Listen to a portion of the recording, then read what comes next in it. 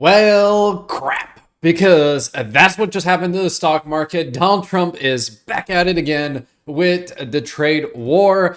He's done it again, ladies and gentlemen. You know what to insert here. And with the trade war kicking off with this statement right here, we're going to be discussing exactly what this means, what's going on in the market, what's happening with China, why this was done, and where the market is going, because it's April 2nd all over again, or the start of a beautiful buying opportunity and everyone's freaking out. I am a little disappointed because I'm not going to get my extreme grade with the latest numbers that are basically being published. Are we going back to 3? Throw it in the comment section below if you think so. But it has been learned that China has taken an extraordinary aggressive position on trade and sending an extremely hostile letter to the world. Again, he goes into basically talking about what they're going to be doing, which is export controls on virtually every product they make and some that they don't. What he means by this is essentially a lot of like tertiary and secondary factories that come from China. They're going to control that and restrict that supply to Vietnam, Thailand, Malaysia, some of those other countries that China is exporting to get around the tariffs that are currently on them. So they're going to do export controls. This is basically the checkmate move as China defines it, where they're trying to constrain the supply. They're trying to get rid of the tariffs. They are essentially, like as we see with AI, restricting Western technology from being in the country because they want to dominate the sphere. The same way here, they want to dominate the tariff war, but they are underestimating, in my opinion, who they're necessarily dealing with, considering that the money printer is about to come back online. The M2 money supply has been steadily growing and most likely will grow exponentially heading into this as the Fed monetizes the crisis that is about to unfold. I think this is going to be an insane buying opportunity. And like Donald Trump says, this affects all countries without exception. So based on China, the fact that China has taken this unprecedented position, which honestly, no one really saw this coming. And speaking only for the US and no other nation who are similarly threatened starting November 1st, 2025, goes into all this stuff, the United States will impose a tariff 100% on China over and above any tariff they are currently paying. What is unclear right now is this 100% stacking on the 75, 65 or whatever. And traditionally, Donald Trump has done it where he stacks the tariff on top. This would bring China's net tariff to be about 165%. We're still waiting for clarification on that. Regardless, the market is taking the sell first, ask questions later approach. In after hours, when this was announced, that we first got murmurings of it, right? So the first 4 hours, we got murmurings that tariffs were going to be increased. The market had the knee-jerk reaction on everything, and subsequently it just went absolutely full-blown sell mode, which is kind of expected with the market, right? They were having too much of a hunky-dory time. The Federal Reserve, they weren't getting the government shutdown, all this stuff. So the government shutdown is not even in the discussion anymore. And subsequently, we've broken the 50-day moving average.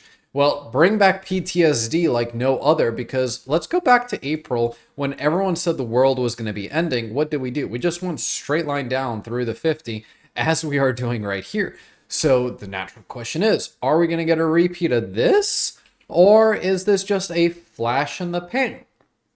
My personal opinion, I absolutely don't care. Because the market has basically been wrecking the bears. This is their one time to get out before we go full Armageddon on them. Right now, the market's breaking below 648. And again, we're closed on the time of this recording.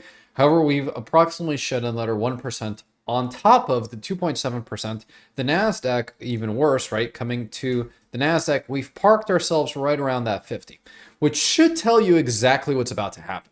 And for all those that have stayed till the end of this part of the video, this is where the reversal happens. You basically have the staircase up, the waterfall down. Now, what do we need to know for this broader week? Well, the market actually didn't finish in too bad of a spot. This is a classical bear engulfing candle. So we need to see continuation in order to get that full follow through. I need to see a candle form right here, form a lower low, and then keep going. That would show continuation of the market. That would show various different things. But again, the S&P, if we look on a weekly level, a similar story, parked on the weekly to the 50-day moving average. So we haven't closed on a weekly level. We've only closed on a daily level. The weekly level then precedes the waterfall afterwards. So we're also getting the some data the week after that, which is going to be the CPI data. Is jobs going to get published this week, or is government going to reopen? Is the Federal Reserve going to cut rates magically? Because everyone in the bond sector thinks that rates are coming down significantly, with a nice push down, especially on Friday, where we're essentially getting this massive doink to the downside. Haven't broken the low that we previously established, but this is the start. This is the start of many, many things. And I did tell you guys to keep an eye on the VIX. The VIX went straight through the moon. So this is a knee-jerk reaction. Knee-jerk reactions don't last very long. The question is how high, because we went to the oh crap barrier of the VIX, which is sitting right at 2165, which is this historical context for VIX recently. For all those that don't know what the VIX is, it's the volatility index. It's what hedge funds use to manage their positions, hedge against their positions. It's how they offset risk. I'm not going to bore you with all the details, but the one thing you need to know, above 20 is really bad. Bitcoin just absolutely shat the bed. However, it failed to cross the 50 like the NASDAQ and the S&P. So this is where we're getting mixed signaling. If we look at the Russell as well, which is kind of like the big thing, it didn't actually break down on the weekly range that we've been holding. Yes, we had a weekly lower low, but it didn't break the previous range that we established. So what does that tell you? That tells you the market is still debating whether this is going to be a bad thing. I think this is a knee-jerk reaction if we look at the stocks that we're selling off, like for example, NVIDIA, hammer candle, right? Was pushing to that 200 number. News came in. It actually closed at a weekly nothing.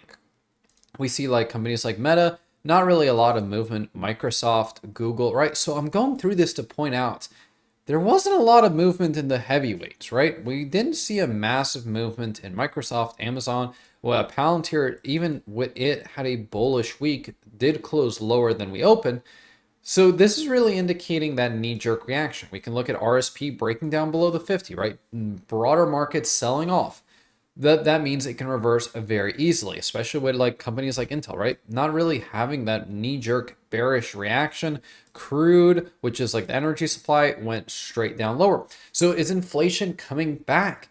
That is the question that everyone's going to be trying to answer. Where's the market going? So again, how do we know what to play the market? That's the main thing that everyone tries to understand. To me, it's very simple. If we go to the 4-hour right here, we're below the 50. When you get back above the 50, buy the market because we're going to rape every bull in existence. We're going to go to 680. Until then, you have to stay short the market. The NASDAQ, similar story. We're sitting right at that 50. Be very mindful. We're in 30 cents below the 50. This could be an extremely fast reversal, especially if any news comes over the weekend. If China basically pulls back their statement, say, hey, we didn't want to do that, blah, blah, blah. To me, this is brinksmanship. This is not an all-out trade war that is occurring. However, I will keep you guys updated as always. And make sure you guys are subscribed to the channel. And why don't you guys check out the Discord on the top left or the video on the bottom left to know what's going on in the world. Again, the S&P and the NASDAQ, the 50-day moving average is going to be king. The Russell, again, is going to be the weekly levels that we previously established. And we're going to be debating exactly what's going to be going forward the market tomorrow. So make sure you guys are subscribed, like the video, and have bell notifications on. And I will see you guys in the next one.